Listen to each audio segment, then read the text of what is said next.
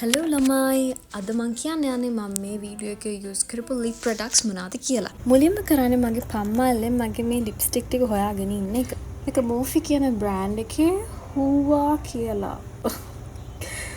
That's a funny name but it's named as Hoowa. එකෙන් තමයි මම මගේ lip line එක ඇඳගන්නේ. Red lip makeup look එකකට මේක හරිම ideal.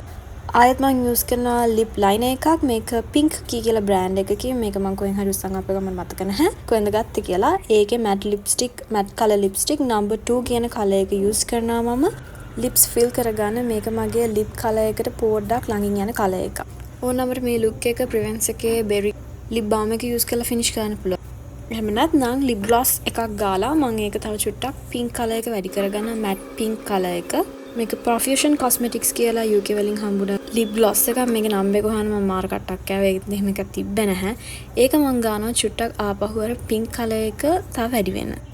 ඊට පස්සේ මම ඒක පොඩ්ඩක් මගේ අතින් අර තියෙන glossy ගතිය පොඩ්ඩක් අඩු කරනවා. වැඩිපුර ඇඟිල්ල ඉතුරු වෙන ටික මම මේ වගේ මගේ කම්බුල් දෙපැත්තේ ගා ගන්නවා. හරි ලේසි. මේකප් වලට වැඩි විදිහට මම කියන්නේ blush අනම්මන lipstick එකෙන් වැඩි ගොඩ දා ගන්න පුළුවන්.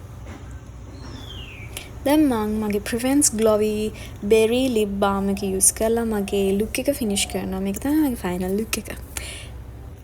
I hope you guys enjoyed watching this video. Thank you for watching. Bye.